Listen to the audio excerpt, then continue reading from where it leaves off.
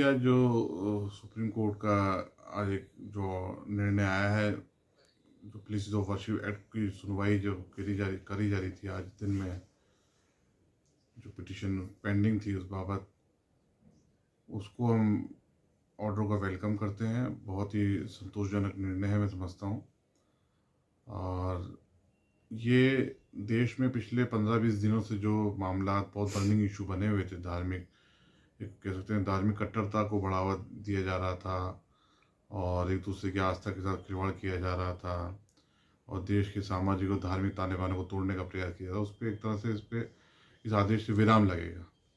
और जो जो वकीलों ने आज वहाँ आर्ग्यूमेंट करे, मैं उनका शुक्रिया अदा भी करता हूँ, उनको मुबारकबाद भी देता हूँ कि उन्होंने बड़ी मजबूती के साथ पक्ष रखा। और जिसके बाद माननीय उच्चतम न्यायालय ने देश में प्लेसेस ऑफ वर्शिप एक्ट की बुनियाद पर जितने सिविल सूट दायर किए जा रहे हैं उन पर रोक लगा दी है, नए दावों पर। और जो दावे ऑलरेडी पेंडिंग है उसमें किसी भी प्रकार से कोई निचली अदालतों को डायरेक्शन दिया गया, कोई भी इफेक्टिव ऑर्डर पास नहीं करेंगे, कोई इंटरिम ऑर्डर पास नहीं होगा, इंक्लूडिंग कोई सर्वे ऑर्डर भी पास नहीं होना चाहिए।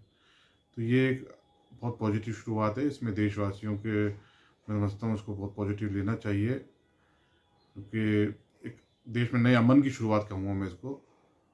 इसके साथ साथ मैं ये भी कहूँगा कि देशवासियों को मैसेज दूंगा कि हर देशवासी की जिम्मेदारी बनती है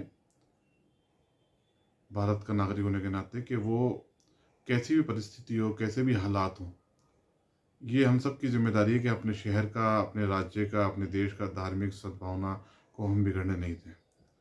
तो इसके लिए हम लोगों को सतर्क रहने की ज़रूरत है। कुछ लोग समाज में ऐसे होते हैं कि जो की पब्लिसिटी के लिए ऐसी हरकतें करते हैं या कोई षड्यंत्र पूर्वक भी करते होंगे, लेकिन हमें ऐसे लोगों के षड्यंत्र को कामयाब नहीं होने देना चाहिए। हम सब लोगों की ध्यान रखना चाहिए। हमारे देश की ताकत, हमारी एकता, अखंडता है। आज हमारा देश विश्व गुरु बनने जा रहा है, तो ये हमारी जिम्मेदारी बनती है कि देश में धार्मिक सद्भावना कायम रहे, एक दूसरे के प्रति मोहब्बत, अमन कायम रहे और किसी भी प्रकार से हम एक दूसरे की धार्मिक आस्था को ठेस ना पहुँचाएं, एक दूसरे की मज़हब पे किसी प्रकार से कोई उंगली ना उठाई जाए।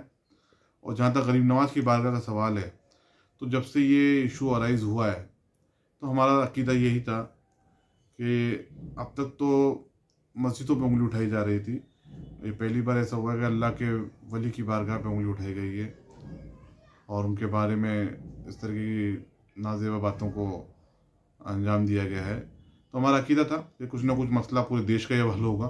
तो ये बहुत आज का जो निर्णय है वो उसकी जी मिसाल है कि तमाम देश की अदालतों पे एक तरह